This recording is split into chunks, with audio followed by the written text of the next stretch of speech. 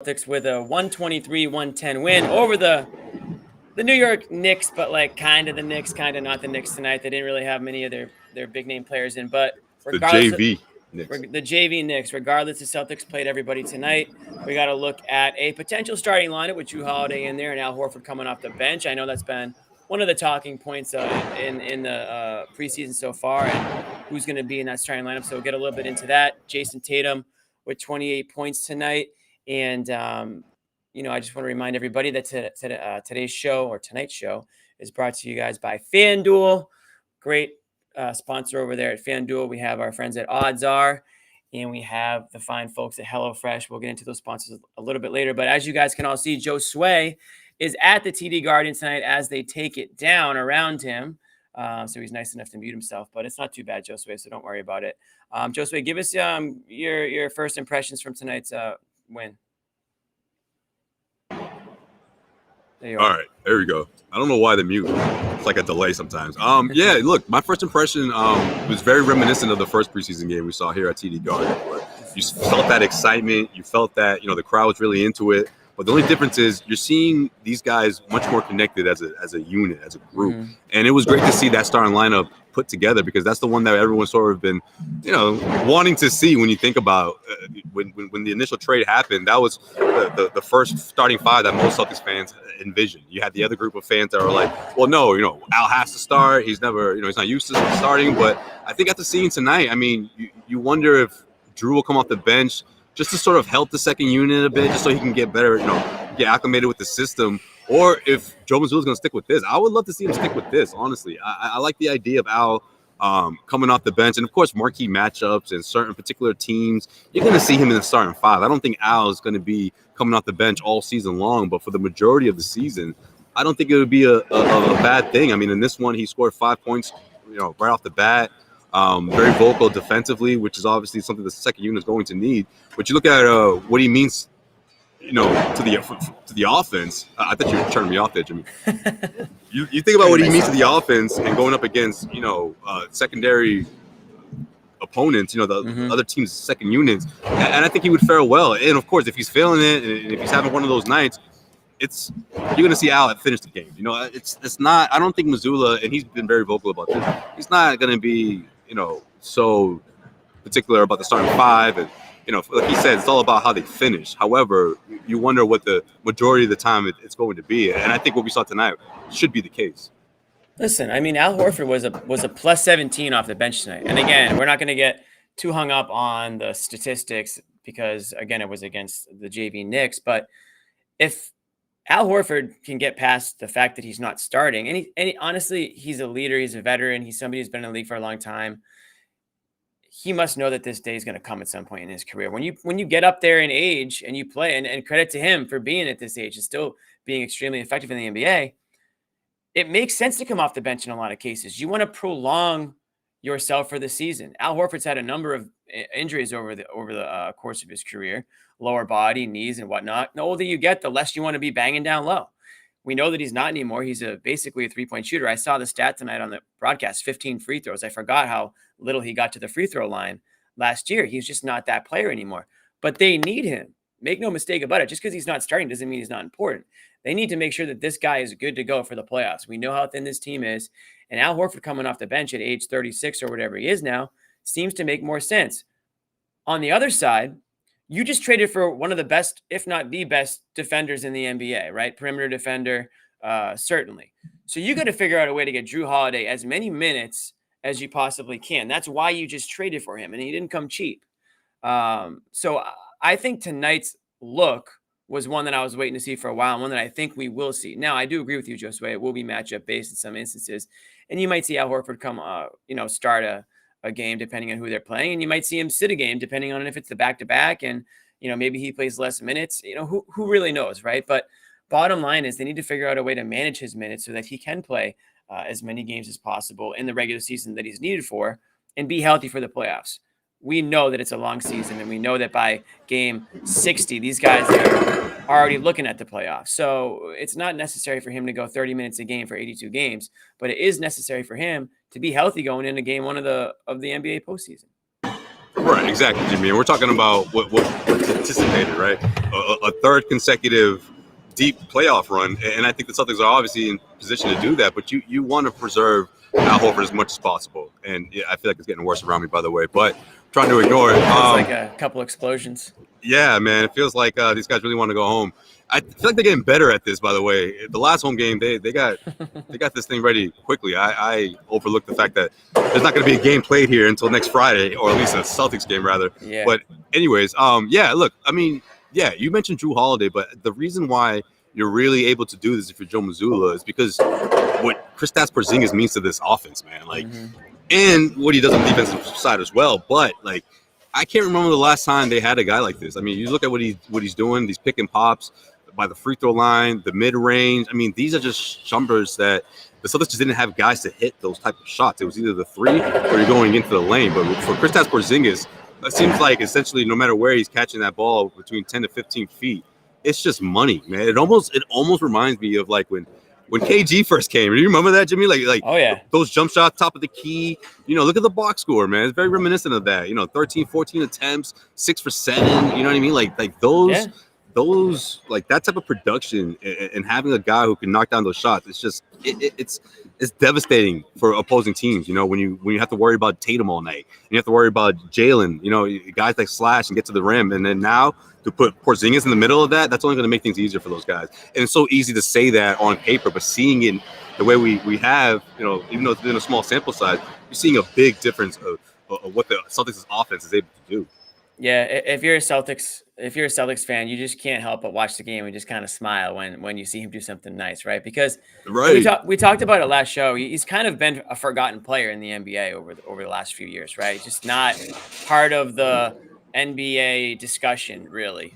You know, and he's been banged up, but you know, obviously last year not so much, and that's kind of what put him back on the radar a little bit. And I think that's definitely played a part in the Celtics' interest in him. And now watching him, you see why he can be so effective when he is on the court. You see the many different ways that he can score on offense, whether it's low post, just sticks the three right off the bat in the beginning of this game, hits a couple of threes or a couple of big shots right off the bat. And you're like, okay, like this guy is smooth out there. He's clicking on all cylinders. You already mentioned it, what he can do for you on both ends and how he can just score in multiple ways. I do see the KG comparison. Obviously, he's not KG. Everybody just slow down. I don't want everyone to don't clip that and say that I'm saying we got the next KG here. But there are some similarities to his style that he plays and his ability to score. I mean, really score in more ways than KG. And when you talk about expanding to that 3-point line, because KG never had a 3-point shot. He didn't need one. KG's low post game was obviously more polished, but Porzingis is one of the best low post scorers in the NBA right now as well. It's just so crisp, Jimmy, man. Like I guess we don't.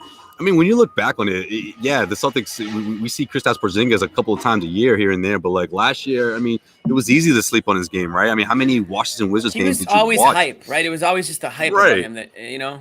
It was the hype, and it was the failed experiment in Dallas. Let's face it. I mean, that sort of hurt his reputation in the sense of, oh, maybe this guy isn't as dominant as we thought he was going to be, or maybe he's not going. Yeah. Maybe he's not a perennial all-star, you know, but I think started to hear that he was a bad teammate, you know, all that stuff started to sneak out, which happens when you're not playing well and things aren't going well. Right, and that stuff started in New York too, especially after his rookie season. I mean, people were sort of wondering what kind of guy he was going to be, his personality. You know, he was very disappointed with the way things went in New York, and he expressed that. And 19, 20 years old. I mean, a lot of people were wondering, oh, wait a minute. It's a tough place for him to get drafted. Maybe this guy's immature, right? And then you fast forward to today, and he's talking about like, oh yeah, man, that kid who played for the Knicks once upon a time, man, like I was immature. I was ignorant, to use his word, right? Ignorant. And I just always envision this opportunity for Porzingis is so important for him because he realizes, like, man, like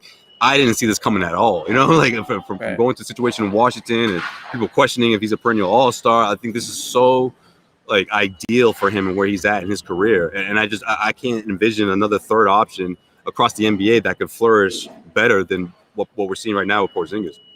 No, I can't either. And it seems to me like he's already on the same page as some of the guards out there. We saw Pritchard with a little lob to him, and it seems like him and Holiday have a good No, thing he, going he, too. he tossed that with the left. That's impressive too, man. That is Pritchard impressive. too. Pritchard has impressed me with how he's able to get into the teeth of the defense and hold his own. You're still gonna have to work on it, right? You still have to work on his decision making and his playmaking abilities, but he's shown a lot of improvement in that regard. Obviously, his 3-point shot we know is improved. That's a big part of his game. Those like damn near Steph Curry island type of shots. Like that's in his bag now. We know that, but I want to see if he can develop more as a playmaker and getting other guys involved. I mean, that second unit is gonna need it for sure. Yeah, what did you think of the second unit tonight? We already touched on Horford kind of coming off the bench there, and we've mentioned Pritchard here, but Hauser with a good game as well. Coming on. Yeah, man, Coming off the bench Hauser. for them. Yeah, that's encouraging because they're gonna need it, man. Those like 7, 8, 9 spots are so important. I mean, we know They're everything, right? For so them much right has now. been made They're about wide the top open. 6. Right, they're wide open, and you wonder if that's going to change, right? If whoever grabs those spots the first couple of months is going to stay in those spots. If it's Hauser or if it's Pritchard, does Cornette have a chance to get in there? But then, overall, you Save that for Bobby. I know, right, man. I mentioned it before he did. That's a first. When was the last time that happened? Yeah. You wonder if they can hold their own, because if not, they're going to have to lean on someone like Jrue Holiday. We talked about what Al can do, but you want to preserve him. I think, especially what we saw today, where Jrue wasn't looking to get as many points as possible. Jrue wasn't looking to say, okay, now it's my turn. He was looking for the other guys. He was reading what the defense was giving him, and he took his shots and his opportunities, but he was very patient. And I think that's going to go a really long way if you're able to mesh him with the second unit and kind of help get those guys going. The Sam Houses, the Peyton Pritchard, and whoever that third or fourth, guy off the bench is going to be. How's there a guy that you think that we can trust? I think so. You just wonder how he's going to fare against teams, defensively, right? His transition defense has always been something he's had to work on, but he's improved it, a lot. But you wonder how the team defense is going to look this year, because a lot has been made in training camp. How in years past it was a lot of individual work, but this year there's a lot more teamwork, a lot more team concepts, and especially bringing in someone like Charles Lee from the Milwaukee Bucks, who was a big part of one of the better defenses in the NBA for the last 2-3 years, right? So you wonder how this team responds to that, but specifically the second unit. I'm not worried about the starters; those guys will figure it out. But again, like I said at the beginning of the show, don't read too much into what they did here against this JV Knicks team. However, they're on to something. I mean, this is going to be a really good team, obviously, but I just wouldn't say like, don't get too excited. Pump the brakes. I don't think this team's going to go out and win 12 in a row to start the season, but they'll be a pretty good team. Well, you know what though? If they win 9 out of 12 or 10 out of 12, I don't think anyone will be too surprised. I mean, this roster is built to win. And when we do our season preview show next week or whenever we do it, I'm sure there's going to be a few of us in here that have them to win the whole thing, because that's what this is all about. Brad Stevens was very aggressive this offseason, as he needed to be. When the season ended last year, we all sat there and said, so what are they going to do? Just run it back? You can't run this back, right? And to his credit, to Brad's credit, he made a lot of tough decisions all the way through the offseason, right into camp, right? Literally right into the last day, literally. To the very last day. You're so right.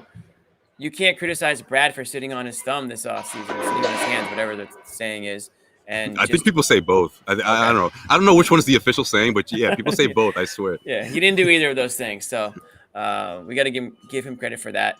There are some question marks, of course. Like size is going to be something that we talk about throughout the year. But again, adding Porzingis, we'll see how that helps with things. And I think adding Holiday. I think Holiday obviously doesn't make you big in the paint, but he's a big guard and he plays big and he prevents guys from getting to the basket and getting to the paint and making things a little bit more difficult to do in the paint area. So I think that's, playing to your strengths in another way, right? So just playing that defensive intensity on the perimeter, playing it outside of the paint. And on the offensive end, pushing it, right? Not being a slow team, not being a team that just walks up the court like we've seen them do in past years. I think Holiday's going to push them. I think Pritchard's going to push them. White's going to push them. I think you're going to see a lot more run and gun style of offense this year. And I think they need to, because when they were maximizing those possessions and they were playing up tempo, they were scoring and they were also playing defense. And and the offense was coming from the defense, right? It Right. was a result of that. Now, that's what the 2022 team did, right? It was a lot of the times it was the defense leading to offense, and it would trigger the offense. Whereas last year, you saw a lot of the times where the offense would get stagnant at times, right? They were relying too much on the three-point shot wasn't falling. Exactly. When the three-point shot wasn't falling and everyone's sort of standing around, or it's, Tatum goes and then Jaylen goes and they both take turns, and you didn't see that continuity between the frustration of a slow offensive night and just the lack of stops, right? Like, I remember this team would give up. They'd be on the wrong ends of 14-2 runs and so hot and catch cold. up, so hot and cold, and then they're getting into desperation mode, and we saw that happen time and time again. Having someone like Jrue Holiday prevents that from happening, I feel like, right? I mean, he's never gonna allow the offense to get stagnant. He's going to create stops. He's going to hold teammates accountable, and they're all here for it, right? Because they've been through losing the NBA Finals. They've been through, coming back from being down 3-0 just to lose Game 7, and all of that is something I think Brad Stevens, took to heart, or remembered, right, going into this offseason. Mm-hmm. And if it cost him a Robert Williams, he was going to do that deal, because he's like, man, we need someone like this to help facilitate, to help calm things down, to give this team another defensive weapon, similar to Marcus Smart, or if not better. Yeah, and the other thing is, Jrue Holiday wasn't available until he was. You weren't getting Jrue Holiday from the Bucks, right? And that's another thing too, right? Brad wasn't like, man, as soon as the Bucks get Lillard, I'm gonna call about Jrue. No, everyone's looking at Miami. Everyone was looking at, name the other 3 or 4 teams that was reportedly interested in Damian Lillard. Yep. And we never heard the Milwaukee Bucks as one of those teams. Never once. And I think that goes to show you that Brad knows the guys that he likes, right? And he can think on his he can make decisions on his toes, damn it. When a player like that becomes available, I always say it's the GM's job to pick up the phone and kick the tires on what the asking price is. Exactly. How can this player help us? What's it going to cost us? Are we okay with, parting with player A and player B for a player of Holiday's caliber? They were. I think, like any big trade, it takes a little bit of time to digest and to sort of, understand. I think a lot of Celtics fans are, thank you for muting yourself there. I think a lot of Celtics fans are going to understand it as we get into this season. They're going to see what Jrue Holiday's value is. And I think Jrue Holiday, I think a lot of people would say he is an underrated player on a national scale. But if you know basketball and if you follow basketball, you know his worth. Jrue Holiday's not a household name for a casual basketball fan, but I think he will become a lot more popular being in a market like Boston, on a team that gets a lot more publicity. Even though the Bucks have been a good team for years, they just don't have the same, they don't have that same clout that Boston has. And I think Jrue Holiday will become a more popular player on the I guess, main stage. Now, Josue, I know we're not going to get hung up on the score tonight, but I do think obviously Joe made a point to treat this like a regular season game in the way that he played guys for a while, right? It didn't matter that the Knicks had their scrubs out there, quote, not to be harsh, but it didn't matter. Like, they went deep into the second half with their starters. They played rotations that I think obviously we're going to see throughout the regular season. This is probably, assuming that they rest some guys on Thursday, this is your last real look at this team prior to, opening night.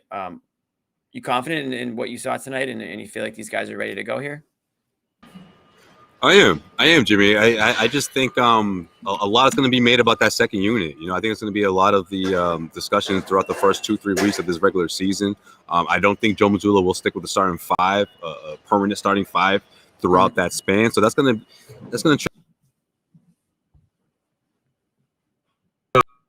a lot of hey Joe, this guy instead of that guy, and it might drive him crazy. You wonder how he's going to gauge. How we'll be able to gauge his responses or his attitude, throughout those questions. But I just think that it's important for him to figure out what's best for this team, right? What's the best combination? And I just don't think he's so hung up on what the starting, 5, 6, 7 minutes of a game looks like, right? But I do think he's going to be hung up on people's roles and what's expected out of guys, right? I mean, you sort of have to align that. For any team, right? So that guys know what to expect. I don't think anyone would agree with, putting a different starting 5 every single night. However, throughout those first 2-3 weeks, you're going to figure out exactly what works best. Mm-hmm. And you wonder, I think I lost Josue. Looks like I'm going to be going solo here for a minute or two. If we can get Josue back on, I'll shoot him a text. Lost you, Josue. What I think Josue was talking about, and I wasn't paying a lot of attention because I was texting the group, talking about Joe Mazzulla and the way in which he's going to coach at the beginning of the year. I think there's going to be a lot of people with eyes on Mazzulla. We talk about the bench unit. We talk about who's going to be in the starting lineup. Nobody took more heat at the end of the regular season than Joe Mazzulla did, whether it was because of the Celtics, the way that he coached during the games, whether it was the fact that they lost to the Miami Heat in the playoffs, whether it was the fact that he came in as an interim coach and was named head coach. A lot of people felt like maybe that the Celtics jumped the gun there. And as soon as they did, name him head coach, I think you were on one side or the other, whether it was the great move, lock him up now because this guy is a keeper, or they had no reason to do that. They should have waited. And then obviously the way the playoffs ended up, there were a lot of people wondering if that was the right idea. Celtics go ahead and they get Sam Cassell. They go ahead and they shore up the Josue, I think might be coming back on. They shore up their coaching staff around Joe, which I think is fair. I think they needed to do that. And I think they owed Joe that if they were going to keep him. One thing that a lot of Celtics fans or people fail to recognize is there wasn't much of a staff around Mazzulla. So we can criticize Mazzulla all we want, but he lost coaches throughout the year. And we saw as soon as the regular season ended and as soon as Ime signed in Houston, that his guys went to Houston right after him. So they were never Mazzulla's guys. So I do wonder if that was an issue at all during the regular season or during the playoffs, that there wasn't really much of a continuity there on the coaching side of things. I don't know that to be true, but I did find it interesting that they all bolted to Houston after. And Mazzulla was pretty much on an island. So I think this is a huge year for him. He has a team that's a championship caliber team, and he's got a staff around him that is proven staff. Josue, you ready? Can I let you back in? He's got a staff that's proven to be able to, whether it's in Milwaukee or whether it's in Philly or wherever. Yeah, but you can't overlook that Milwaukee, man. That Milwaukee, intel, if you will, right? Right. Did you hear me talking about Mazzulla for a minute? More so his coaching staff, the last 20 seconds. Yeah, I was basically, when you went away, I kind of transitioned to, you were talking about how Mazzulla was going to handle the first few weeks, and I'm talking about how this is a big year for Mazzulla. Obviously, the way it ended in his first season, he had a lot of doubters, a lot of people who didn't want him back this year. He's got a full staff around him now, and he's got a team that's a championship caliber team. And I think there's going to be a lot of eyes on him, seeing how he can handle it all. Yeah, I think all of that is relative when you think about how things went down last year. I mean, we obviously everyone knows it's not ideal to go into that head coaching job the way he did under those terms. But I think one thing that we all overlooked until the end of the season last year was the fact that his coaching staff, he didn't pick any of those guys, right?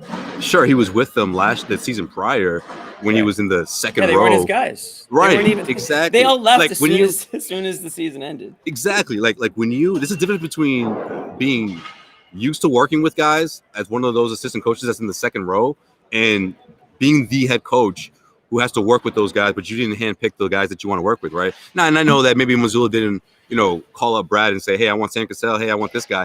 But the organization was able to respond in a way that's going to help Mazzulla with some of the most experienced assistant coaches you're going to find in the NBA, some of the most revered assistant coaches you'll ever find. And I don't think Mazzulla's ever going to, say, oh, I don't want to work with these guys. No, he's a basketball geek, if you will, right? He loves that. He loves concepts and he loves new ideas and he loves having that type of experience around him. He's a student of the game. So I think him and Brad Stevens were on the same page all off season about that part, especially. Mm-hmm. Now Mazzulla's got to manage. He's got to manage four superstars now too. Bringing in new players, Porzingis, Holiday, how they're going to fit with Tatum and Brown. And that's not easy. I mean, Holiday just got here. People are talking about, he might come off the bench because he's not acclimated yet, blah, blah, blah, and all that stuff. I don't know how true that might be. Yeah, I mean, you could say that. That's a great excuse for Joe Mazzulla to say. But if you ask me, man, I just think this second unit it needs help. It needs help. I don't know if this is going to be strong enough. We have to wait and see. It's still obviously very, very early. Right. But putting someone like that in the mix, it makes things a whole lot easier and helps guys like Pritchard and Hauser. Well, wouldn't it in that sense, Josue, wouldn't it make more sense to put a guy who has more experience with these players, like Derek White in the second unit? I mean, I feel like Holiday has more experience than White, and he has more experience than White, but he doesn't have more experience with these teammates. Right. That's true. That's a good point. I just wonder, in terms of working with White off the ball, right? Like, do you maximize his potential that way and putting him in that lineup with the starters? Is that the way to go, especially to start the regular season? You're saying what now? You're saying to start who? No, I'm saying if you have Jrue as a starter, you wonder if you want to start with White just those first couple of weeks, just to kind of help the second unit with a veteran like Jrue Holiday, who, depending on the matchup, right, he doesn't necessarily have to, it doesn't mean he's not going to end the game.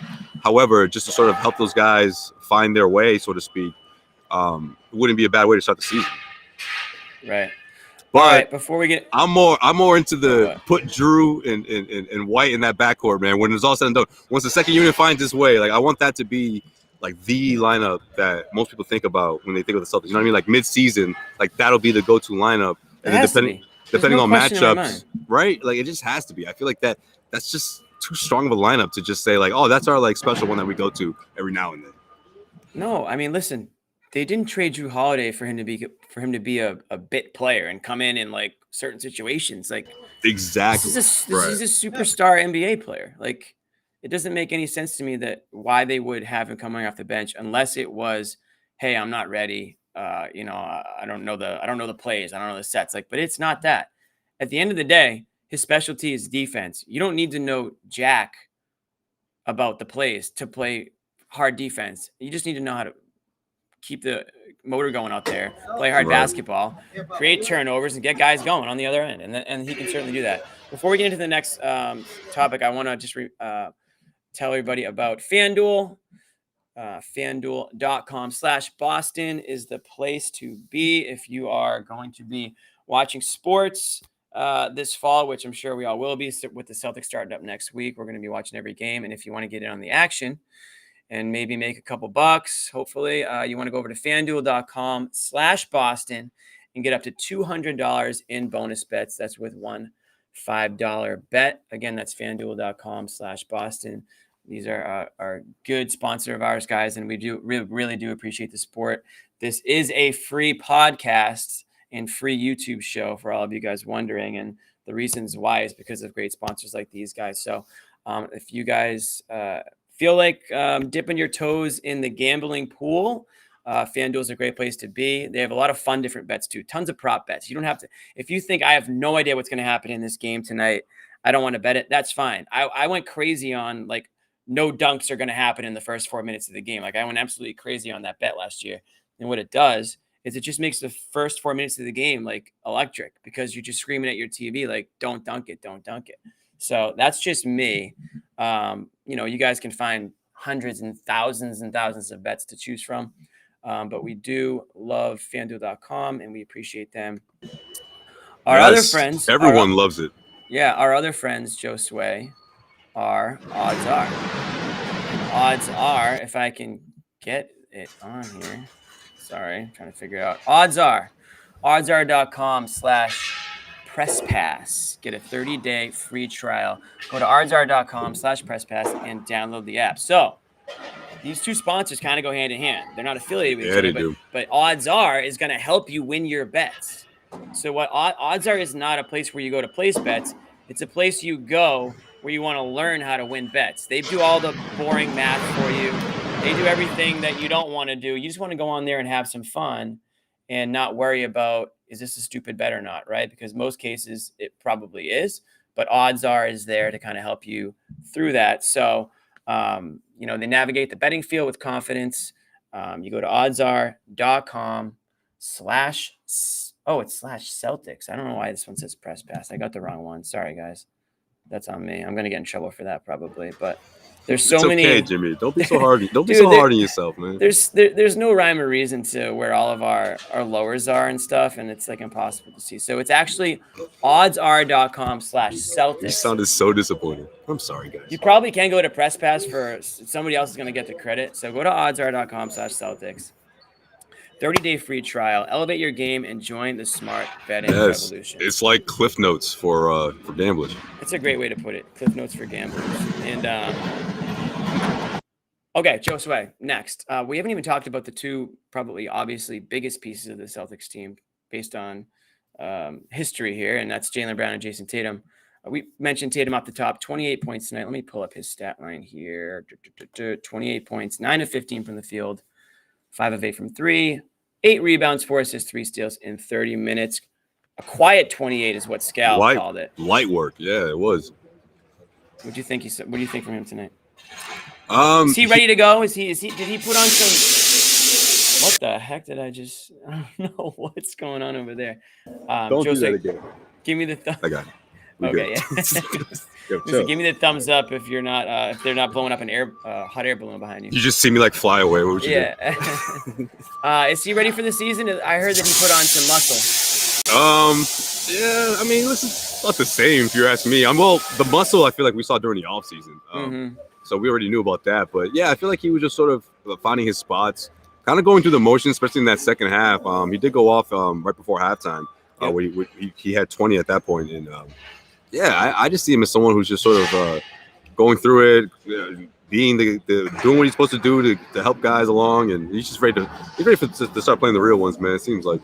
And what about our friend Jaylen Brown, Mr. 300 million going into Jaylen? How do you think he looked tonight? I would say that he probably didn't look as good as the rest of the team. And he didn't look as good as Tatum. That's not us trying to hate on Jaylen Brown. Everybody. No, it's that's not. Just watching the game here. It's not, because if you watch the game, you would agree. He found spots to be effective on offense, but I felt like he was sort of out of sync with the rest of the guys, to be honest with you. He didn't hurt them, right? And I feel like on defense, you started to see like he was gradually just like this, not as interested as he was in that first quarter. It felt like, but I guess you can chalk it up to he's ready for the regular season to start, and you sort of just seeing everyone find their footing on the team. But yeah, I mean, it wasn't a whole lot to he wasn't that impressive. Everybody should be very happy that John Zannis is not on tonight's show. No, he would be all over Jaylen. He would have led with Jaylen Brown tonight off the top. People would have been screaming in the chat, but he wouldn't have been all wrong. And again, we're not going to make too much out of this because it's just a preseason game and off night, whatever. 17 points for Brown tonight, 6 of 15.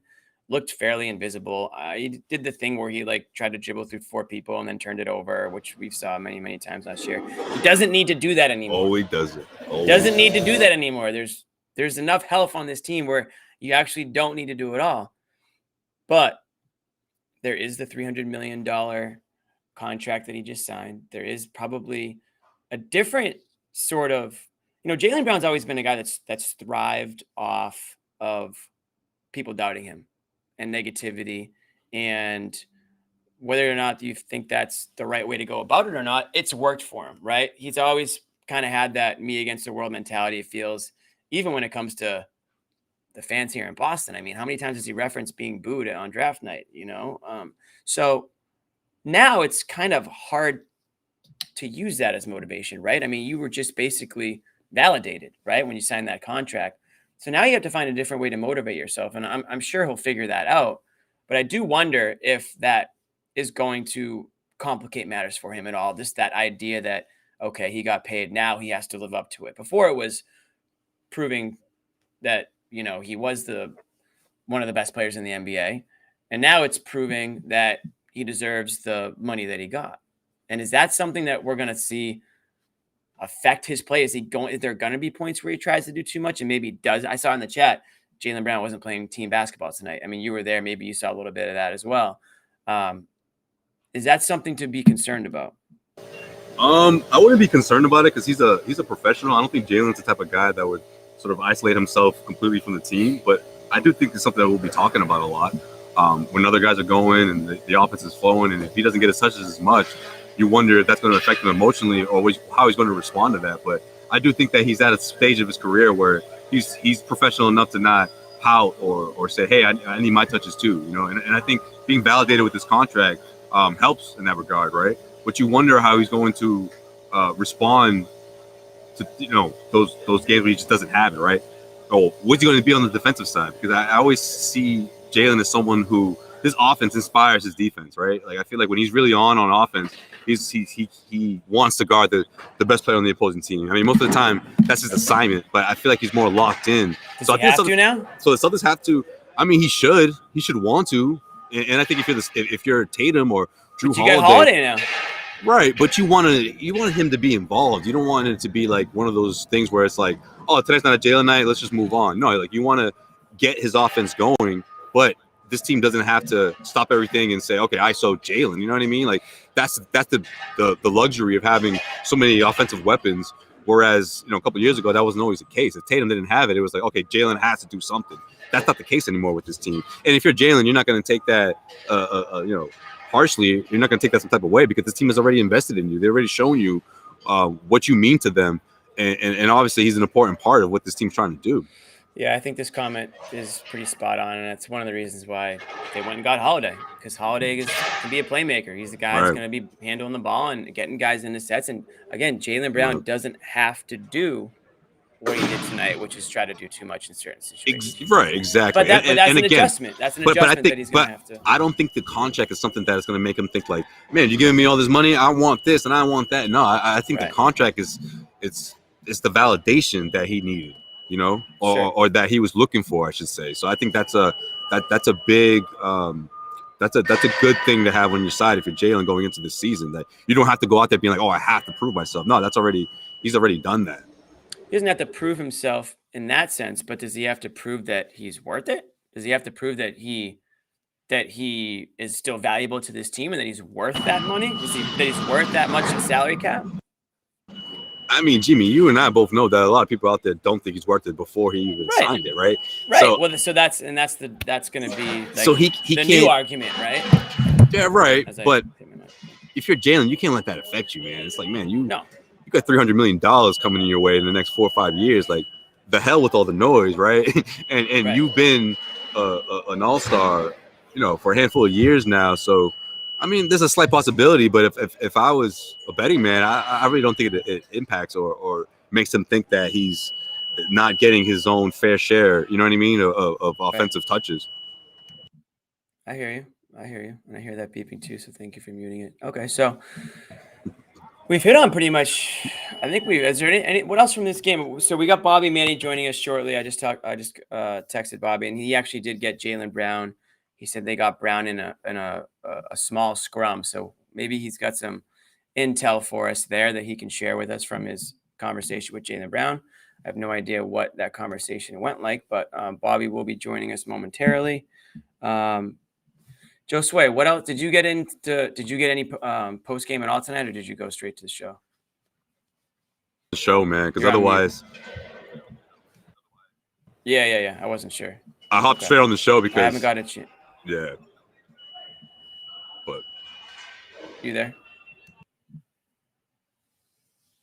Josue, you there? No, you're mute right now, but I think I heard you before. So wait, am I mute or not mute? Now you're not muted. Okay. Damn. You were broken up. Oh, okay. No, I was saying, I just set up here because if I went back there and came back, it would take us a while to get on here. It's Bobby's. There's a lot going on back there, I guess. Anything pregame that we may have missed that was important? Did you get on did you see Thibs at all or anything like that? You talked to anybody pregame anywhere? Yeah, Thibs and Mazzulla. I mean, they kept it relatively short. Mazzulla announcing the starting five, and Thibs talking about how many guys weren't playing. So that's why I was like, man, this thing's going to be a landslide. But you look at, what was it? The Jeff Van Gundy signing. He was asked about that. And Thibs saying that any type of job where a team employs someone like Van Gundy, you're going to get a lot of experience. You're going to get a lot of help in that regard. So he had nothing but great things to say about Van Gundy joining the Celtics organization. And what do you think about that? Because that kind of came out of nowhere, right? It did kind of come out of nowhere, and it's kind of funny because Celtics.com actually had it like days before, like everyone was like, "Oh, this is happening," and Celtics.com was like, "Dude, we said that already." But I love it. I do. I mean, the more experienced guys, the better. I don't think it's something that's, I don't think it's something he'll take lightly. He's someone that obviously has a whole lot of experience as a head coach for his days in the Knicks, watching the game the way he has as a broadcaster, color commentator. So I love it, man. Guys like him, Sam Cassell, man, they got stories for, from guys who have been in the league, as a player or as a coach or as a broadcaster for the past 25 to 30 years, essentially, right? Yeah, I mean, he's one of the great basketball minds. His broadcasts were very interesting to listen to, and he sees the game from a different perspective, obviously. And I think, again, we mentioned it earlier. Missoula's getting all the help he can get right now. This guy's cracking me up. Sorry, Jimmy, real quick. This guy says, y'all sound like Beats, bro. Brett. He's like, are you guys Celtics fans? No, man, we're not. We're Wait, what did he say? We're journalists. We're broadcasters. Is this on the YouTube? Yes. Chat? Yeah. Oh, here we go. You found it? Yeah, put it up here. This is what cracks me up, man. We're not Celtics fans in our parents' basement talking about how much we love our team. Like, come on, man. I'm in the attic. I'm in the attic right now. Yeah, that's right. Y'all sound like brats, man. Bro. We're Are y'all Celtics fan? JB deserves every single penny, brah. He makes the whole organization look good in his culture. Stop playing. Okay, so first of all, welcome to the show. This is somebody who's probably never watched one of our shows before, so welcome. Jaylen Brown, we know everything that Jaylen Brown brings to the organization and to the Celtics. We've watched many, many, many, many games over his career, and we understand why he was up for $300 million, and we understand why the Celtics signed him for that number. Because if they didn't, there'd be a completely different story. And the way that the CBA works, you make that signing. Whether or not you play out for that entire contract is irregardless. You make that signing. We know what Jaylen Brown does well. We know what Jaylen Brown doesn't do well. And when those things happen, we talk about them. So if you don't like it when Jaylen Brown has a bad game, if you don't like hearing about it, then don't watch the show.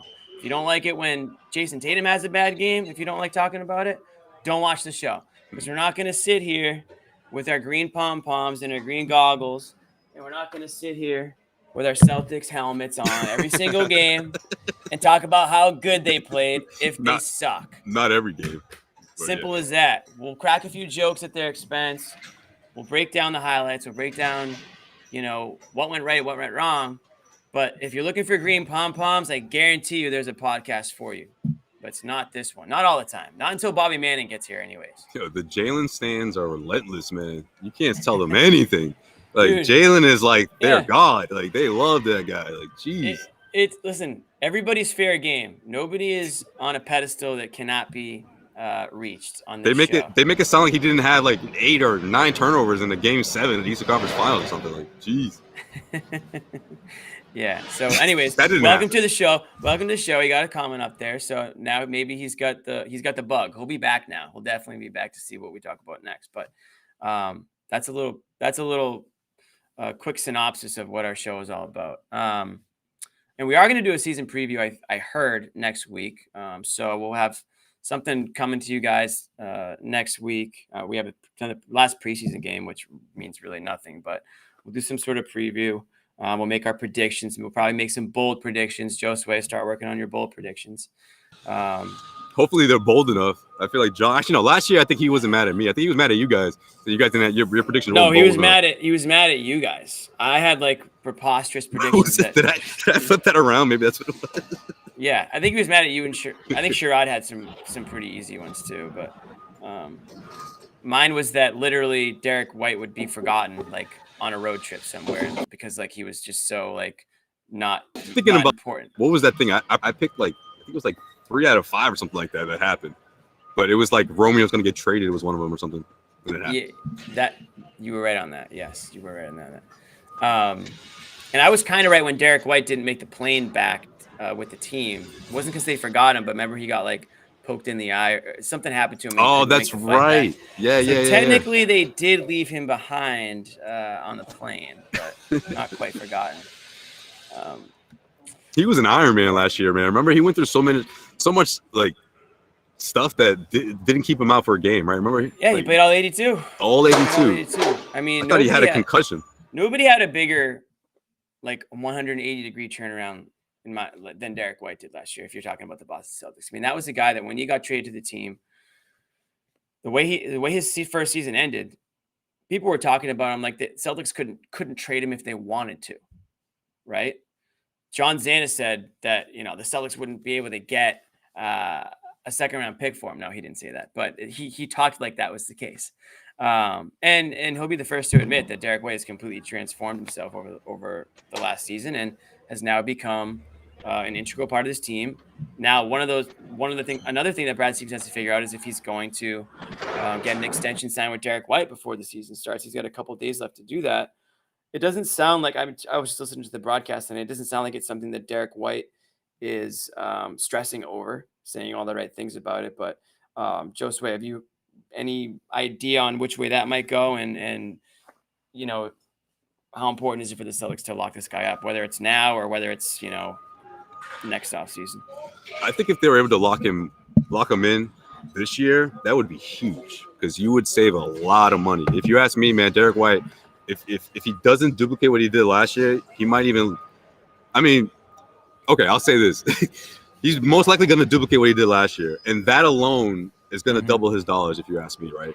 I mean, making the all defensive second team last year, leading the league in blocks for guards.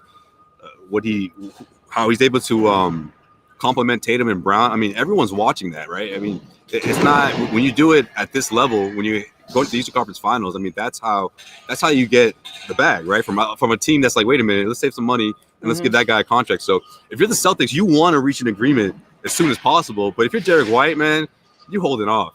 Oh, you're putting your businessman hat on for Derek White? If I'm White's agent, I'm like, bro, we'll talk to those guys next year because he's got 2 years, right? He's got that option, or he's got he's not entering his final year of the contract. So right. Why not? I mean, why would you sell yourself short in that regard, right? If I'm his agent, man, I'm looking at it. They're ready. They've locked in Pritchard long term. Jrue Holiday's got another year on the books. I mean, everything is in your favor at the negotiating table right now. Interesting. Yeah. I mean, I think Derek White has shown that he can play here. Obviously, it sounds like he loves it here and wants to play here, saying all the right things, embracing his role. And I mean, I think obviously there's a great fit for him on this team. And again, the storyline around him has just done a complete 180 than it did a year ago at this time.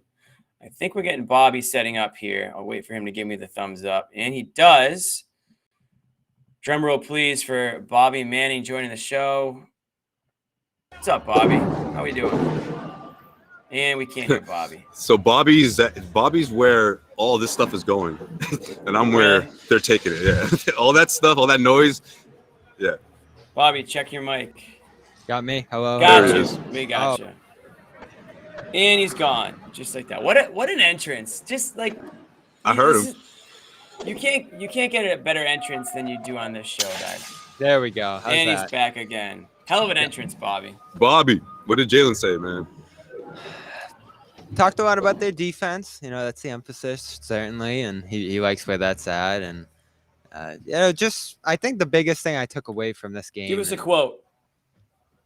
I don't have the quotes off the top of my head, right, but yeah, I got one for you. So I asked about the dribbling in the, Jimmy, most careful way I could. No, we were talking about that too. That's perfect. Go ahead. I didn't come in like Jaylen, man. Everyone's saying the dribbling stinks. Like you're working on the left hand. Hold on, Bobby. Just so you know, which you probably already do, but Jaylen fans are kind of sensitive. So a lot of comments are, they're gonna be careful. Yeah, be careful. The stands are out. So the stands are out. I said, I've seen you working on the ball handling a lot. You've always wanted to be a playmaker. Where you feel like you're at with butter him up. He said, I feel great. I feel poised. I feel ready to have a great year. I put in a lot of work trying to make plays, trying to get guys open. I can't wait to show it this year. Okay. You confident he will? Can't wait to show it this year. Can't wait to show his ball handling skills off this year. Josue, thoughts? That's not can't wait to win. It's can't wait to show off my ball handling skills. Is that right, Bobby? Yeah. I mean, No, yeah, that doesn't surprise me. I think that he's someone that probably did work on this game. Like, don't get me wrong. I mean, I know a lot I of would people hope so. people Damn. but Jimmy, people made a lot about that video of him hey. dribbling with his left, which, by the way, probably got a Celtics intern fired because that was Celtics.com that posted that shit. Like, I was shocked. Yeah. I'm like, but I asked and got a no comment.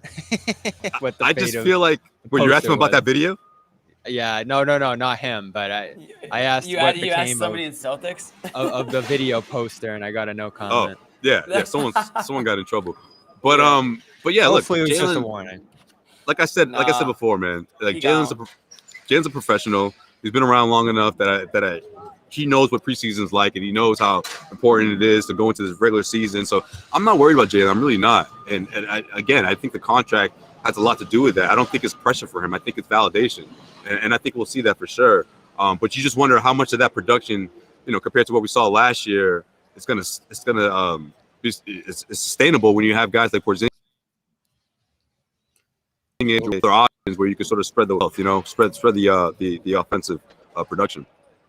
Yeah, and he's had a few moments, Jimmy, in the preseason where he's gotten deep into the defense. He talked a little bit about how crowded the paint was in this game, and it feels like when he gets underneath the rim, he can kind of throw the ball away sloppily from that spot. That's where I've seen most of his turnovers in the preseason. But 6 assists tonight, that's a good number for him. I feel like he's shooting the ball well. He looks ripped. I mean, you've probably brought up the Tatum weight, or we talked about it in the chat, but when it comes to Jaylen's physique, he's in great shape. He absolutely ripped at these practices and shoot arounds. Like, he's in phenomenal shape. Defensively, I love that he keeps talking about defense and setting a tone on that end. What I just worry about is where's he get his in this offense? Like, where's he get his ball time? Where's he get his shots from? They ran a lot of plays off the ball to get him shots in this game, and some of them got blown up. And then, of course, when he's on the ball, you just really want to see him make those quick, decisive decisions, and he doesn't always do that. So a big topic around this team right now, Jimmy, is sacrificing shots, sacrificing minutes. I just talked to Jason about the starting lineup. He's like, it's going to be tough. We have 6 starters, and someone's going to have to take that back seat every night. So it's on Jaylen as much as anyone some nights to sacrifice, maybe set the screens, shoot fewer times, get off the ball and make a quick decision when he catches it. And he's talked a lot about just sacrificing next to Tatum throughout his career. And it feels like on some nights with Porzingis here especially, he's going to have to really emphasize just getting Porzingis the ball, because it looks like he's going to hit every shot he takes this year, Jimmy. It's blowing me away. The guy's unbelievable. Wait, say that again. Porzingis, Porzingis. If you're Jaylen, talking about Brown for a second. Yeah, well, I'm connecting it to Porzingis because I think one of the biggest benefits of Porzingis being here for Brown is he doesn't always have to shoot. He doesn't always have to scan the floor when he gets the ball. He can just find Porzingis, and it's impossible to miss the 7'3" guy who's a mismatch against everyone.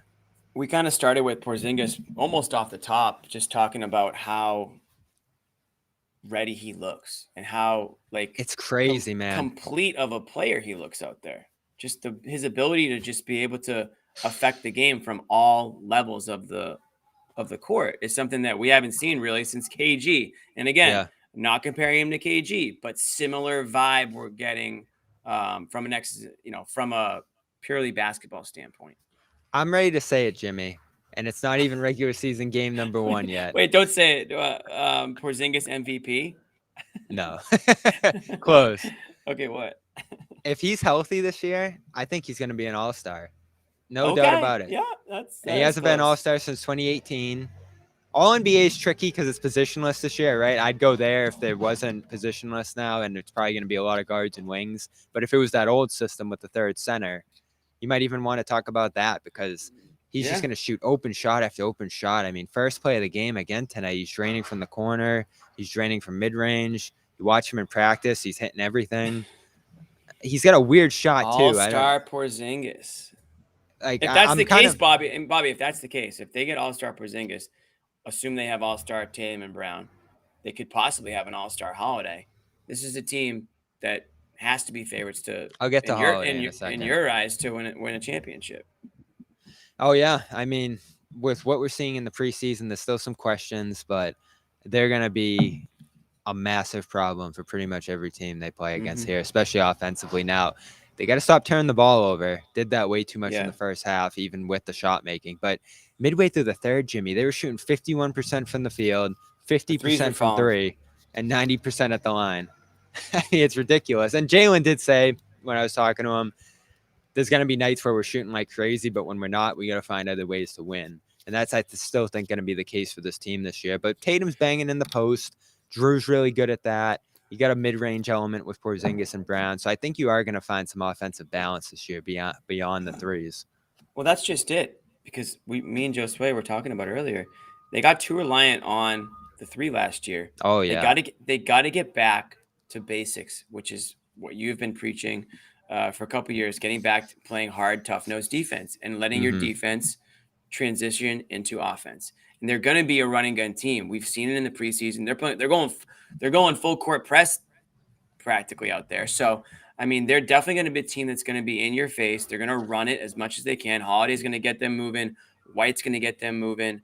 They're not going to be, I pray to God, I get down on my knees tonight before I go to bed. And I will pray to God that they don't do this stupid half court, walk the ball up. You know, it's 10 seconds left in the shot clock before they start doing anything with it. So things did get awry. Things did go awry a little bit midway through this game, late in the second, and Joe said it went till midway through the third, the offense falling apart. And it took a long time for someone to step up and stop the bleeding there. Again, you have so many ball handlers here, Jimmy. You have a lot of guys who can make plays. But even with Holiday here, and I do want to get to Holiday before we wrap the show. We will. It's too early, right? I don't want to overreact. He just got here 2 weeks ago. He's figuring things out. He's off the bench the first game. Now he's starting. Are you on a Holiday now? I just want to, and a little of this just watching the tape and looking back at his Milwaukee days. I just want to pump the brakes a little bit on the notion that he's going to come in here and solve all their offensive issues and be that every play point guard. Yeah, Jaylen said it, and I think Jason came close to saying it. It's going to be a lot like Smart. There's going to be flashes of brilliance. There's going to be big playmaking games where he has 7-8 assists. But you see the turnovers tonight, some sloppy stuff from him. And you did see that in his Bucks film. Sometimes he does get stuck in between decisions, throws the ball away in the pick and roll. I think can make some tough reads. And you even saw it right before halftime. He ripped off his headband and just stormed into the locker room, looked really frustrated. And I know, he's talked a lot about how shocking the trade was and how big of an adjustment it's been so far. He can't even find a house, apparently. He just hasn't found a place to live yet. Well, with mortgage rates the way they are, I mean, gotta be so be it's going to be a transition for him. And you know what, Jimmy? I've done a lot of reporting on it. I've been grilling Joe on it. It's going to be a starting by committee. But if you had to ask me today, who will come off the bench a week from tomorrow on opening night, I think it's going to be Jrue. Wow. Okay. For how long? He'll play a ton. He'll be the sixth man. He'll have a major, how long will he come role. off the bench for? I don't know. It could vary game to game. It could take a couple weeks while he still continues to get acclimated here, or they could find out that's the best use for him. Over under, how many games does he start for the Celtics this year? I put it at, if the over under is 60. How about this, 50? It's a good question. I'll go under just because I do think he'll come off the bench for this team. It's a really tough choice, Jimmy. I don't want to undermine White. I think you want Jrue out there for as much as possible, and he'll certainly close. I asked him the other day, how important starting is to him. He says he didn't care. He just, closing is what's important. But White, I don't think you're at the point where you should bench White, even if he's perfectly fine going to the bench. I think you continue to emphasize him, and he's looked so good this preseason again. Horford, I was pleasantly surprised by how well he played off the bench in this game. So that's certainly an option that I'm willing to weigh more than I was before. But while Jrue's figuring it out, and while you have this group of 5 guys who just have this awesome chemistry right now, Porzingis has been here for longer. He's really acclimated to the guys who are already here. I think you at least start the year with Jrue off the bench. And again, that doesn't mean he's going to play 20 minutes or 15 minutes. He's going to play 30 plus. And Horford's still going to reel back his minutes this year. Just means he's going to play with the second unit, going to play with the ball in his hands more. And yes, Jimmy, he'll close the game.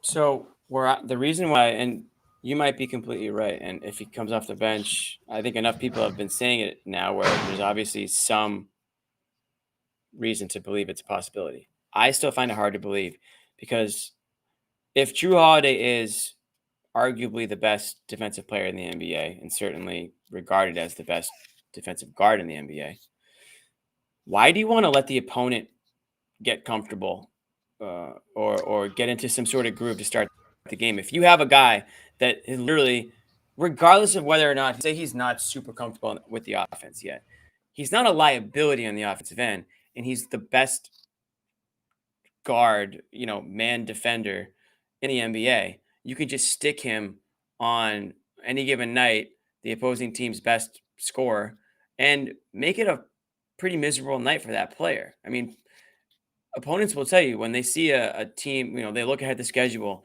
they'll see a team with a player that's a great defender, and they'll just shake their head and be like, damn it, like that's not going to be fun for me that night, And so you want him to set the tone. I want him to set the tone. And again, I also think that, let's say he isn't familiar. Well, stick him with the best players on the team and get familiar. If he's coming off the bench, you already have an unsteady bench to begin with. So wouldn't you rather have a guy like Derek White who can anchor that second unit, mix in immediately with the starters because he has a lot of familiarity there, and that transition's a lot smoother? Again, I mean, if they're all going to play 35 minutes a game anyways, then maybe it doesn't matter that much. But for me, I almost want to punch the opposing team in the mouth right off the bat with a guy like Holiday. Yeah, I get it. And I think there'll be some nights where that can happen. I don't know how you feel about starting by committee, but that's what Joe's talked about throughout camp, is that it could change any given night. Maybe you face a smaller I do think it might change. Yeah, sure. Yeah, maybe Horford starts some night for all we know. White or whatever. Honestly, it's social media posts again. We don't watch practice, but a lot of the highlights of their scrimmages have been Porzingis and Horford playing together against Cornet in the second unit. Mm-hmm. So, if that's something else you can read into right now. Did you find it interesting that Horford came off the bench tonight, the last game that they're going to really be playing together before the regular season? No, I mean, I heard earlier that they were going to do that. I think it's just because they want to get this look after bringing Jrue off the bench in that first game. And Joe said throughout camp, not to read into these lineups too much. So I think it was just another look for them to try. It started strong. It really did. That first quarter was awesome. But then in the second, again, things just got disheveled. And that's still my biggest worry about them this year, Jimmy, is as much talent as they've accumulated and as many answers as they've given themselves offensively, when things get stagnant offensively and it comes down to Tatum and Brown running things and making plays, is it still really going to go stale for a quarter plus here? I mean, again, Joe said post-game, things fell apart late in the second, late second, and didn't get right until midway through the third. And he said the most important thing is getting out of those ruts as fast as you can. But I don't think a quarter plus is a vast amount of time to get out of a rut. I mean, they let the Knicks bench guys effectively in this game come back from down big to within single digits there. So that wasn't great. Again, I just see Holiday going through the process of acclimating to this team and, getting connected with guys and running all the plays and doing the things they do. It was interesting. He, when I talked to him the other day, he said it's more defense that he's getting used to, like all the things that they're doing defensively. But tonight, I thought he just looked a little disconnected offensively, and it might be better for him. And he did a great job with it with the Bucks. When Giannis was out, Middleton was out, and he really had to run the show. He could pour it on, scoring, playmaking, running the show. Yeah. So he might be a good fit for that 6-man role. And it won't be like Brogdon last year where it's 20 minutes. He'll be a 30, 35-minute per game guy off the bench. He'll be closing these games.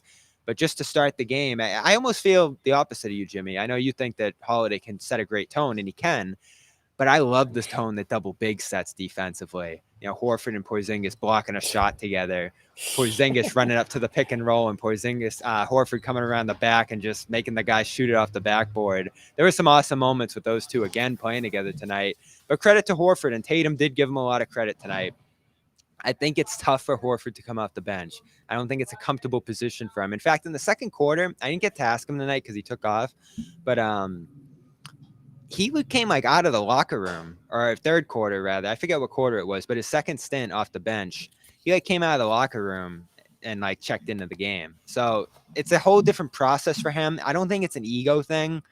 I don't think it's oh, I deserve to be a starter.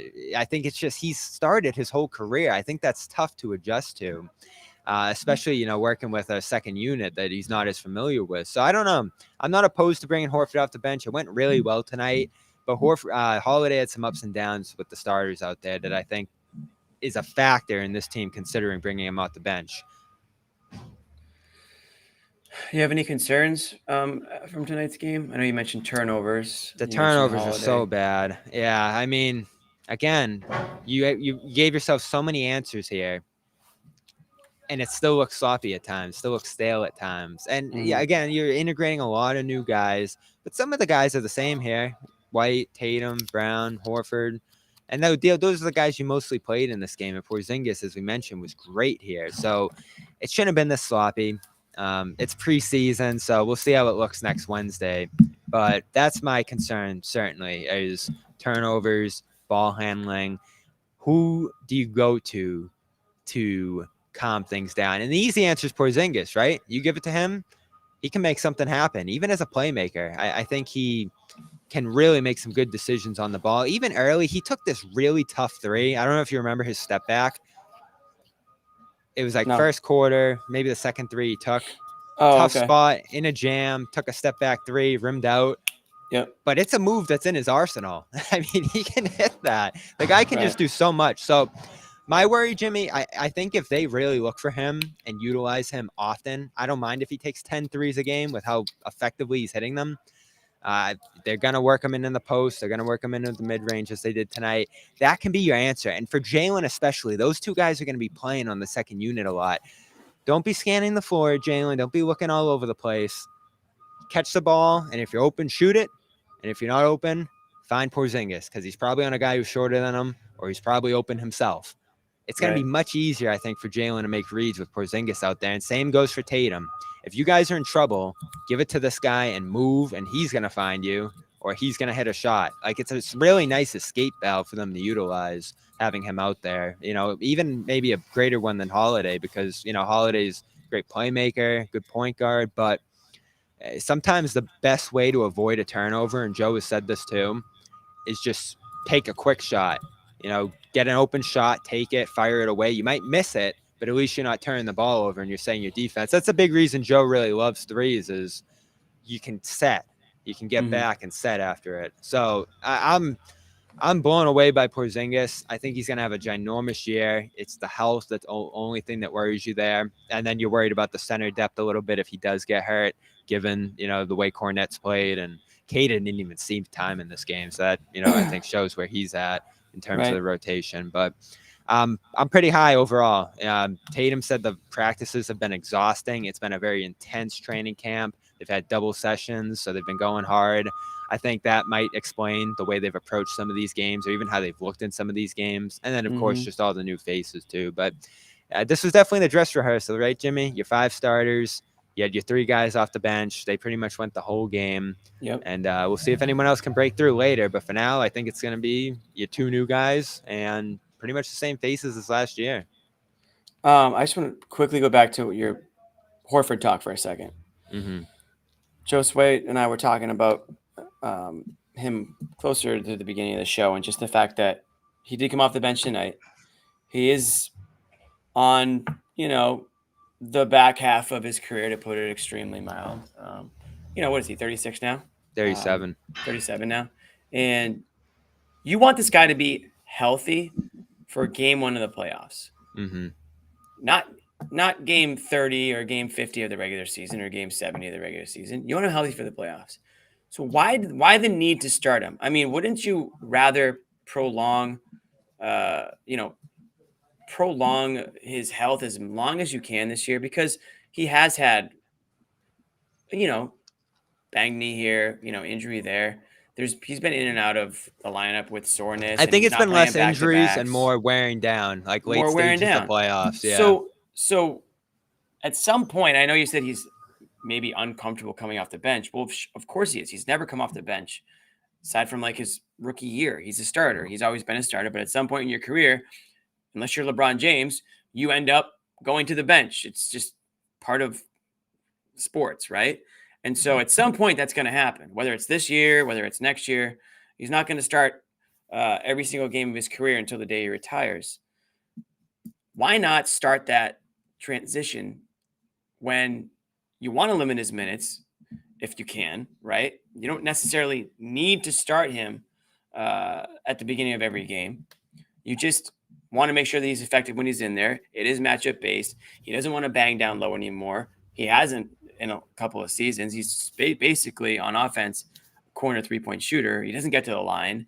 So he's almost becoming more of a role player and again, it's still a big role and he's still important, but I feel like he fits more of that reserve role now than he ever has. And in doing so, you kill two birds with one stone because you preserve him for the playoffs when you're already thin and you want to make sure that you have everybody.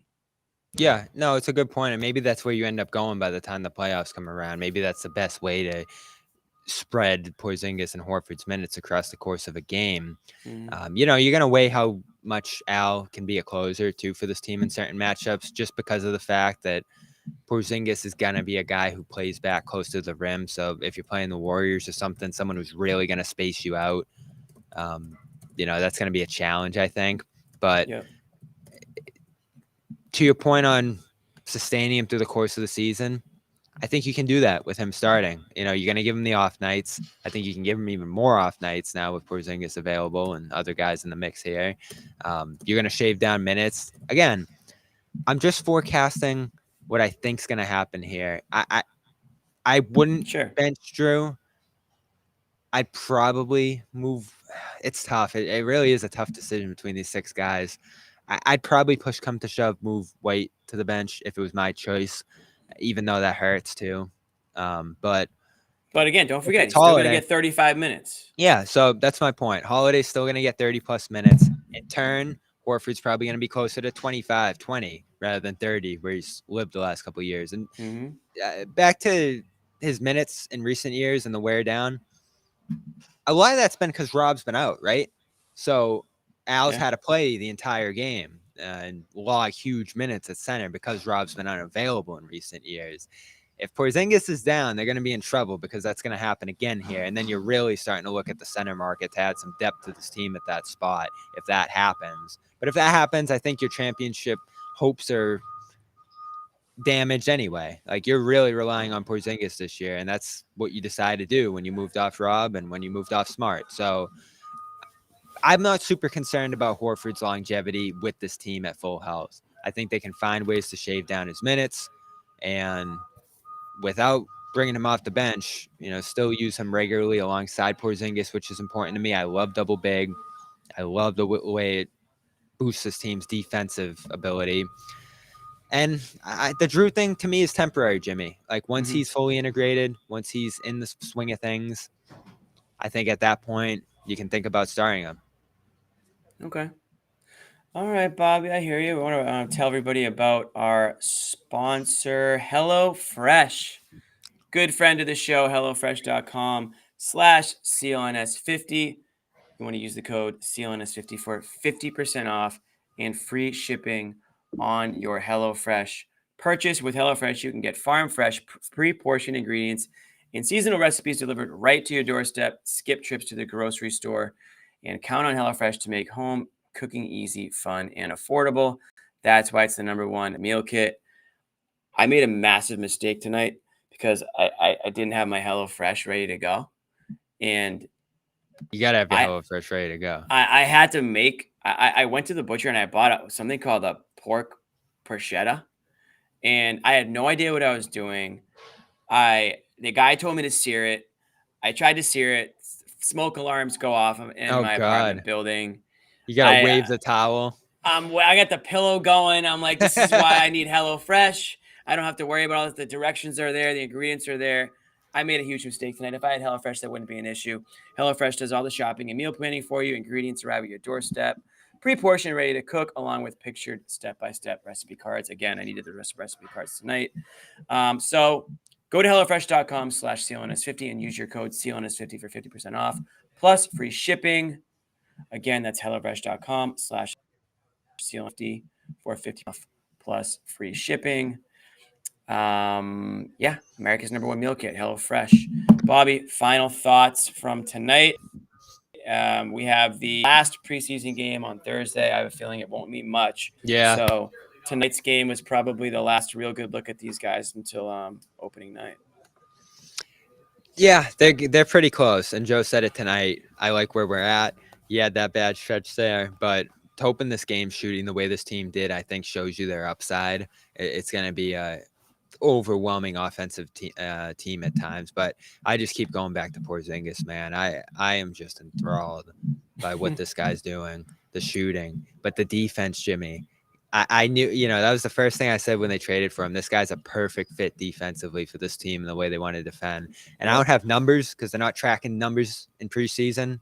Even the NBA site isn't on their game yet. They're still warming up. Yeah. But I'd have to imagine if you looked at the shooting by players against Porzingis, you tracking numbers against him, I'd have to imagine it's been in the 30s because he is just contesting and sending away so many shots. And it's not even just blocks. Like, guys are going in there and missing bad against him.